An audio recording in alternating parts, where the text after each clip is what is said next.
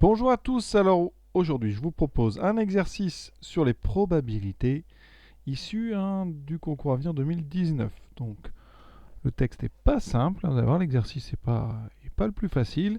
Donc on a une première urne, donc on va faire un petit dessin, on a une urne U1 dans laquelle vous avez donc K boule rouge, donc on va mettre K boule rouge, et ensuite 2K plus 1 boule bleue. Ce qui fait qu'au total, on a bien compris, on a donc K plus 2, K plus 1, on a 3K plus une boule. Et K, c'est un entier naturel non nul. Ensuite, on a une deuxième urne, U2, qui contient pour l'instant 4 rouges et 5 boules bleues. L'exercice donc consiste à tirer d'abord une boule aléatoirement dans la première urne, la mettre ensuite dans la deuxième urne et piocher une boule dans la deuxième. Et on s'intéresse à la probabilité d'obtenir une boule rouge à l'issue du deuxième tirage. Donc, vous avez bien compris, on prend d'abord une première boule dans U1, on la met dans U2 et là on mélange et après on tire donc une deuxième boule. Quelle est la probabilité de tirer une rouge? On vous dit, alors la question n'est pas quelle est la probabilité, c'est quelle est la valeur de K ou quelle est l'information qu'on peut déduire de K, sachant que la probabilité d'avoir donc une rouge au deuxième tirage est de 0,43. Alors on va faire un petit arbre. Première étape de notre expérience aléatoire, le choix de la première boule. Donc on va prendre une boule dans l'urne 1, on va avoir donc soit une rouge, donc je vais appeler ça R1, rouge dans l'urne 1, ou alors bleu dans l'urne 1. On va inscrire les probabilités sur chacune des branches. Comme ça on aura un arbre pondéré. Donc ici, probabilité d'avoir une rouge dans l'urne 1, j'ai K boules rouges divisé par le nombre de boules totales. Chaque boule a la même probabilité d'être tirée, donc j'ai K divisé par 3K plus 1.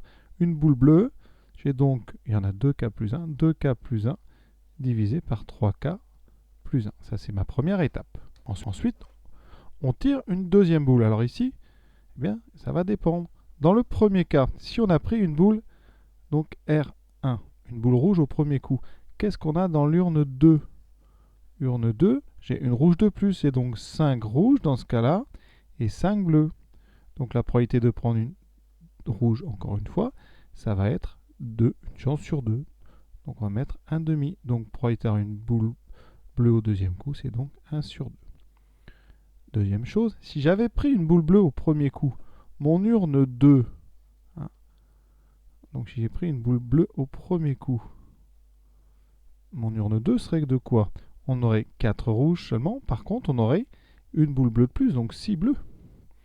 Dans ce cas-là, la probabilité d'avoir une rouge au deuxième coup serait de 4 sur 10. 4 sur 10, 4 sur 10, ça fait 2 sur 5. Et ensuite, on aurait donc 3 chances sur 5 de prendre une bleue.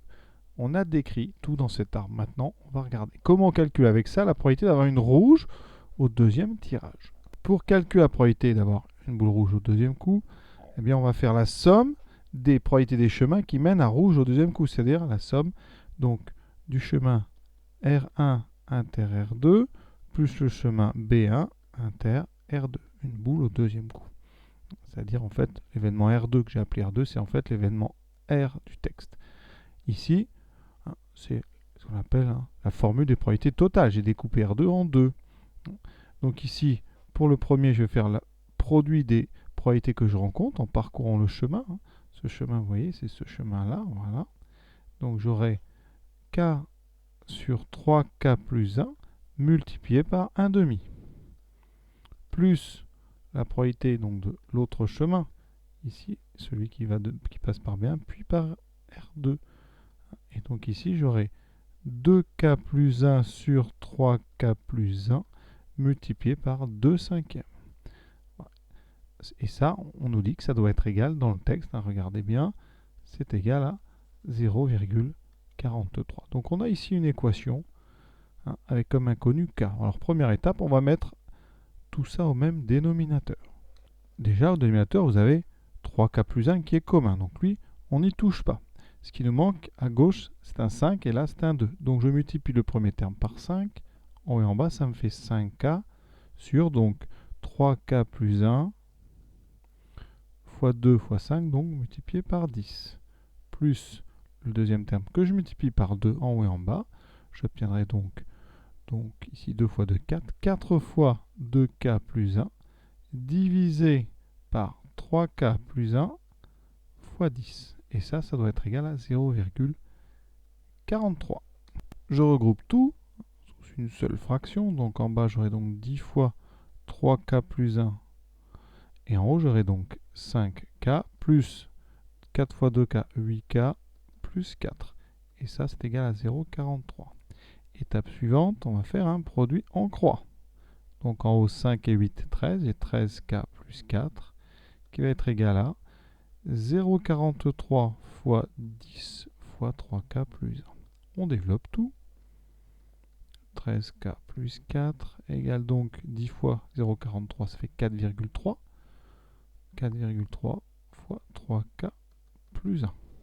Si vous n'aimez pas les 4,3, on va multiplier par 10 par exemple. Si vous n'aimez pas les nombres décimaux, ça fait donc 130k plus 40 égale 43 fois 3k plus 1. J'ai juste multiplié par 10 des deux côtés. Vous allez voir, ça fait que des nombres entiers.